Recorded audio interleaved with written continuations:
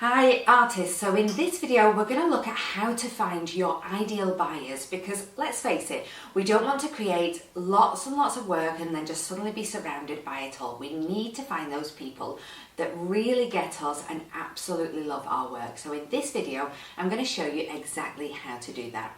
Don't forget to hit the like button, subscribe to the channel and hit that notification bell so that you find out each week when I release a new video.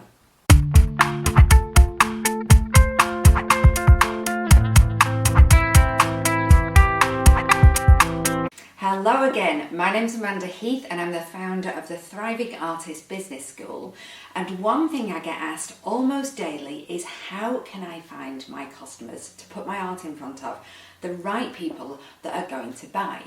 So a lot of people think that the wider they cast their net and the more people they speak to, the bigger the chance they have of making sales, and it's not actually right. What we need is we need to get our product in front of, and when I say product I'm talking about art, and I know a lot of people don't like that word, but it is something we've created, so I'm going to call it a product, and we need to get it in front of the right audience. You can have the absolute best product in the world, but if you are putting it in front of the wrong people, you will never ever sell it.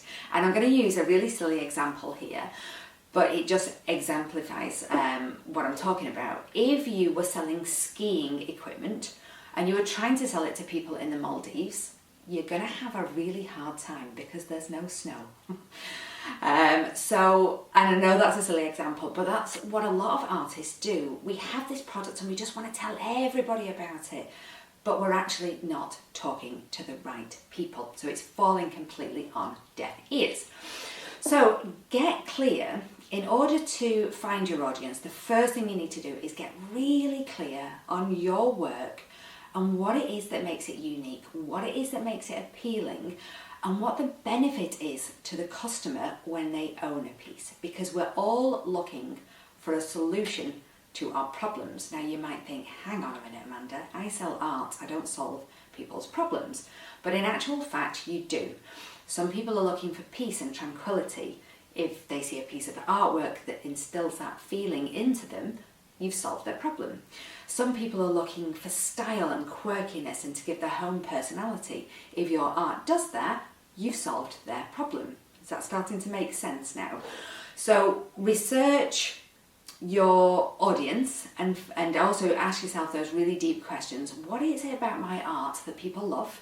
What makes it unique and how does it help people?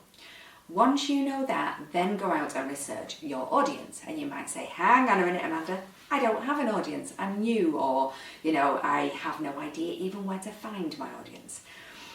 Start, first of all, if you've already made sales, the easiest place by far to start is to question your existing customers. Get in touch with them and just say, can I ask you a few questions? I'm trying to build my art business. I'd love to know, what was it about the piece of art you bought from me that really hit home emotionally? And quite often they may say, oh, I like the colour, or it fit with my dining room decor. That's the surface level answer. Dig a bit deeper. So when they say I like the colour, just say, oh fantastic, what was it that the colour made you feel? What was it about the colour? And just keep drilling down a little bit subtly. We don't want to come across as a sergeant major here, but you just want to keep drilling down until you get to the real emotional, well, it made me feel alive, and at the minute I just feel quite flat with life in general, and when I look at this piece I just feel like there's hope and it brings my soul alive. That is the reason they bought the painting, not because it went with the dining room decor.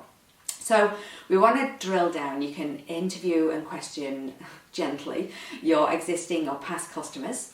You can also look, because there are clues and breadcrumbs on your social media feed. Have a look at the types of phrases and comments people are putting, because they're telling you what they like about it. Not the love heart emojis or the thumbs up, they're not that useful in terms of your research, but we're talking about the actual conversations people have. And on that note, if somebody comments and they leave a comment like, oh, I love this piece, get back to them and say, what is it in particular that you're drawn to? And you can start a whole conversation that way. And conversations ultimately can lead to sales.